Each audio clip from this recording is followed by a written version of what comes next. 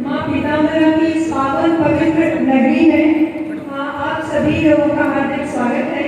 और ये बहुत ही पावन अवसर है जब मैं लोक परंपराओं के अंदर जो जन चेतना है उसे कैसे लाया जाए, इस पर मैं अपने विचार रखने के लिए आमंत्रित किया है। सबसे पहले मैं माँ सरस्वती का वंदन करती हूँ और मैं अभिनंदन करती हूँ आज के इस कार्यक्रम के अध्यक्ष मथुरा से पधारी डॉक्टर सीमा जी का, मुख्य वक्ता विनय कुमार पाठक जी जो कि बिलासपुर से है, और विशेष वक्ता परम आदरणीय डॉक्टर उमेश चंद्र शर्मा जी जो कि वृंदावन से हैं। और मैं सर्वप्रथम अपना आभार व्यक्त करना चाहती हूँ हमारे जो इस कार्यक्रम को आयोजित किया है बहुमुखी प्रतिभा के धनी पंडित श्री महेश मिश्र मधुकर जी की स्मृति में आयोजित मधुकर सम्मान समारोह जो आयोजित किया गया है, विमोचन समारोह जो आयोजित किया गया है, साथ ही साथ जो परिचर्चा आयोजित की गई है और संपूर्ण आयोजन समिति का मैं बहुत बहुत हार्दिक आभार व्यक्त करती हूँ। अब मैं अपने विषय पर आती हूँ। जैसा कि मुझे विषय दिया गया है, साथ ही समय की भी अपनी सीमाएं उसे ध्यान रखना होगा। लोक परंपराओं से जन चेतना। पारंपरिक तौर पर लोक कला क्षेत्र अथवा समुदाय विशेष के लोगों द्वारा किया गया तो एक कलाक्रम है जिसके मूल में शुभ का विचार होता है और जो आवश्यक विशेष से जुड़े अनुष्ठानों एवं आवश्यकताओं को संपन्न करने के लिए किया जाता है। और वो हम जिसे कहते हैं कि एक सामान्य वर्ग होता है जो बहुत पीड़ित सा वर्ग होता है, जन सामान्य होता है, उनके अंदर जो परंपराएं बनती हैं, जो एक ग्रामीण इलाका होता है, सुविधाहीन लोग होते हैं, उनके बीच में जन के बीच में होने वाली जो परंपराएं हैं उन्हें ही हम लोक परंपराएं कहते हैं, क्योंकि वो लोक संस्कृति के संवाहक हैं। वो सभ्यता को आगे बढ़ाने का एक काम करते हैं और भारत की रीढ़ रही है यहाँ का संगीत, यहाँ का गीत, यहाँ के नृत्य, यहाँ की शैलियाँ।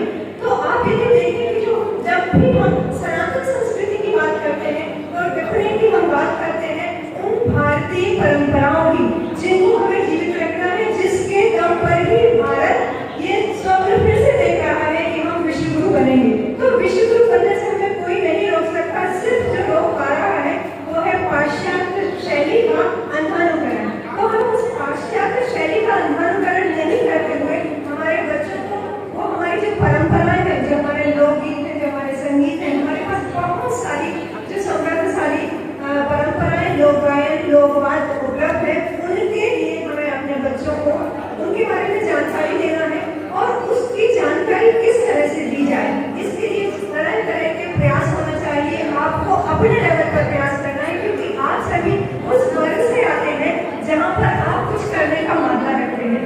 आप जहाँ हैं, जिस संस्थान में हैं, आप जिस परिवेश में हैं, वहाँ पर आपको अलग अलग गतिविधियों का आयोजन करना होगा।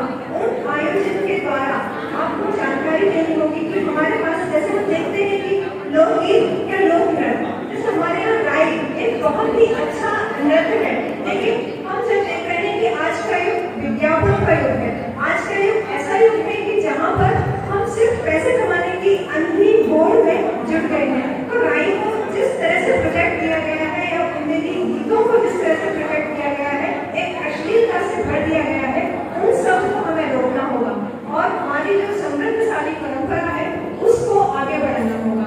उसको आगे बढ़ाने का दायित्व डेफिनेटली हम सभी पर इसलिए आ जाता है क्योंकि हमारे जो बच्चे हैं हमने उनको कॉन्वेंट वाली एजुकेशन प्रोवाइड की है। हमने उनको हमारे भगवान का महत्व ना समझाते हुए हमने उनको दूसरे धर्मों के जो डेफिनेटली वो इंस्टीट्यूट दूसरे धर्म के द्वारा रन किया जाता है, तो वहाँ पर वो उन भगवान को मानते हैं, हमारे भगवान को नहीं मानते। आप भगवान किसी भी भगवान को मान सकते हैं, लेकिन हमारा जो आध्यात्मिक चेतना है उसका विकास सिर्फ सनातन संस्कृति, सनातन परंपराओं के द्वारा ही संभव है। तो इसलिए मेरा आप सभी से यही विनम्र अनुरोध है कि यदि आप किसी स्कूल में हैं या जहाँ संस्था में हैं, आप लोकगीत के अलग अलग प्रकार हैं, ऐसे जो छोटे छोटे बच्चे हैं उनको आप सिखाइए। आपके हमारी जो सारी लोक भाषाएं हैं, क्योंकि हम यहाँ बुंदेली क्षेत्र में हैं तो बुंदेली को हम प्रमोट कर सकते हैं, बुंदेली हम जानते हैं, लेकिन उसका इम्पोर्टेंस नहीं समझते। जैसे आपने देखा कि यदि दूसरे राज्य की बात करें तो लोग उस अपनी भाषा में, अपनी बोली में बात करते हैं, हमें वो थोड़ी सी झिझक लगती है, शर्म आती है। उसी शर्म को हटाना है। जब तक हम अपने अंदर कॉन्फिडेंस डेवलप नहीं करेंगे तो किसी भी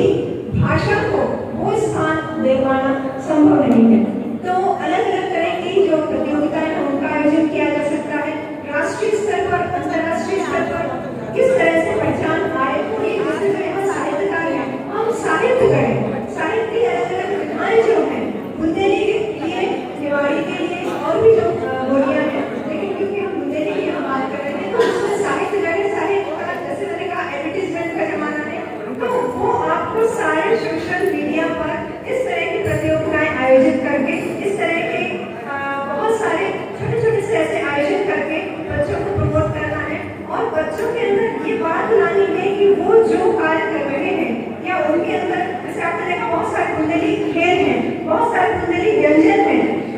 अभी एक नया चैनल आया है कुंडली बौछार, जो कि बहुत कम समय में प्रसिद्धि पर पहुंच गया है। उसका कारण भी यही है क्योंकि उनको अपने अंदर वो आत्मसम्मान वाली बात उनके अंदर है। तो वही आत्मसम्मान हमें हमारी पीढ़ी के अंदर जागृत करना है। लेकिन आत्मसम्मान जागृत तब होता है जब उनको उनकी परंपराओं का महत्व पता हो, जब उनको ये पता हो कि हमारे पास कितना डाइवर्स फॉर्म में, कितने अलग अलग फॉर्म में हमारे पास हर चीज अवेलेबल है। जैसे कि हम एक मिठाई की बात करें, चॉकलेट, अमेरिका कोल्ड कंट्रीज के पास सिर्फ एक ही मिठाई होती है चॉकलेट, वो उसका इतने लेवल पर प्रचार करते हैं कि हमारे बच्चे भी अनेकों मिठाइयों को छोड़कर सिर्फ कुछ मीठा हो जाए के नाम पर चॉकलेट को ही प्रेफर करते हैं। तो क्योंकि आपने इन सब चीजों को प्रमोट किया ही नहीं, तो ये हमारी खुद की जिम्मेदारी है कि हम इनको किस तरह से प्रमोट करें। जो कुछ आपका रहन सहन है, जो कुछ वेशभूषा है, खान पान है, दावा पहनावा है, चाल व्यवहार है, नृत्य है, गीत है, कला है, कौशल है, भाषा है, साथ ही साथ हमारे जो कुछ पुस्तकें हैं, जैसे आपने देखा होगा कि आजकल जो रामायण, खासकर कोरोना के बाद में रामायण के लिए लोगों का विशेष आकर्षण पैदा हुआ है। उसके पैदा हमें उसका जो आकर्षण है उसे हमें बनाए रखना है। उनके विभिन्न पात्रों के ऊपर व्याख्यान आयोजित करना है, उसमें हमारे युवा वर्ग को शामिल करना है, हमें उनको सिखाना है दोहे चौपाइयाँ किस तरह से लिखी जाती है, किस तरह से गाई जाती है, और अलग अलग वाद्य यंत्र को बजाने का उनकी जो एक बैंड जो होता है, इस तरह से बैंड के रूप में प्रस्तुत करने का हमें अवसर देना होगा।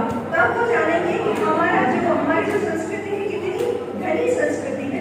हमारे यहाँ आपने देखा है संस्कार गीत भी है, श्रम गीत भी है, नारी गीत है, जाति संबंधी गीत है, ऋतु संबंधी गीत है, बाल गीत है, और गीत अलग अलग लोक कथाएं जो हमारे यहाँ उपलब्ध है।